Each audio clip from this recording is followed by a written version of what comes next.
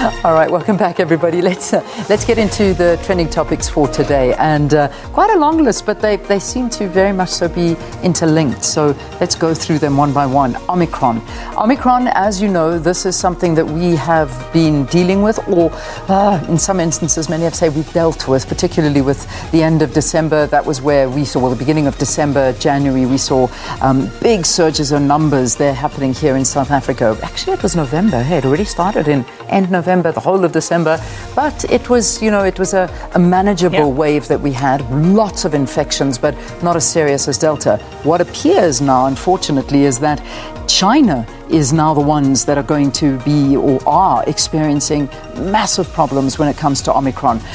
We saw over the weekend that Shenzhen, now many I'm sure know Shenzhen, it's one of the largest cities that they have in China. They've locked it down now. That's 17 million people, and there's just been a real outbreak that's happening there. Shenzhen, I mean, I know that I have visited it when we were in Hong Kong. You actually take a train ride to Shenzhen, and it's one of the biggest sort of manufacturing cities. So all of the clothing and everything that is made, it's in Shenzhen. So they have now locked that down. But apparently there's many more places that are also seeing massive surges. They've closed down Asia. Schools in Shanghai.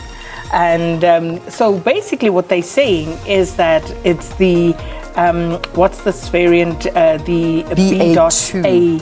That is the variant. That is the dominant one, and it's just seemingly causing havoc. And not only in China, but also in Korea, it would seem. This is the case. This was in South Korea, right? Where they were reporting 300,000 cases in a day. So it's just, gosh, I mean, you remember it was 2 years ago, tomorrow to the day, where we were told just 3 weeks, we'll go back to normal, everything will be okay. It's this thing called coronavirus, we'll be fine. And 2 years later, here we are. And it almost seems like China was, remember, this is where it all started, Wuhan. So let's watch that one. But I do believe that we sort of do have some sense of herd immunity. I mean, we've had major infections in this country. So this is something now we're seeing going in China. So yeah, all right.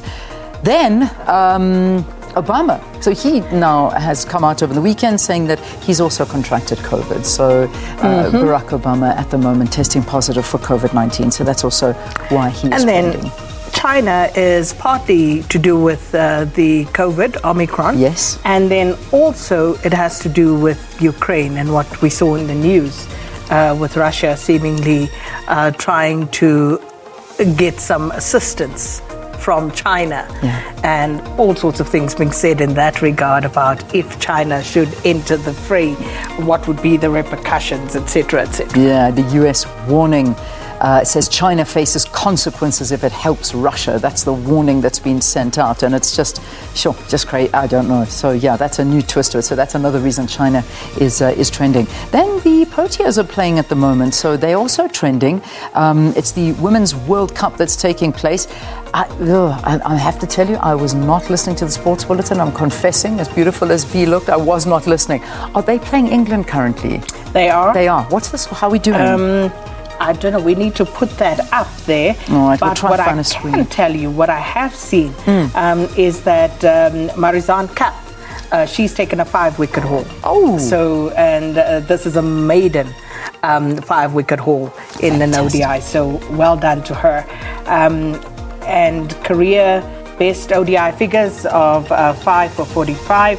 I'm just looking at this coming up here, but we will try and bring you some live visuals from that particular match. Absolutely, but we'll update you as soon as we can. We'll try and get one of the screens in studio to get onto the cricket, and we'll be able to update you as that goes along. All right, so that's the Proteas. They're busy playing live. And then Sakina's favorite dish in the whole wide world is trending. It is bobotie. Oh, yeah, bobotie.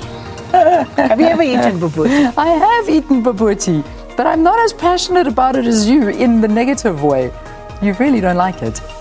Listen, it's not the best thing I've ever had, I must say. Yeah. I mean, it did, and I'm going to say this, maybe I shouldn't say in the nicest possible way. Say it nicely. Let me not offend the lovers of bobotie, but bobotie does nothing for me. Is it? It just doesn't, it just sits there. It just doesn't eggs and mince and no. all that stuff doesn't work for you. So here's how it all started. So there's a Twitter account, whatever it may be, I'm not sure, that has posted a map of Africa, and in every single country in Africa, it's put the little national dish with a flag next to it. And guess what South Africa's got as its national dish? Bobotie. And this has thrown the Twitter sphere into absolute state at the moment, saying, what? We need to reassess our lives if we think that bobotie is our national dish, because that is not South going Africans to happen. don't even know what bobotie is. No, but this, I love it. People are calling it booty.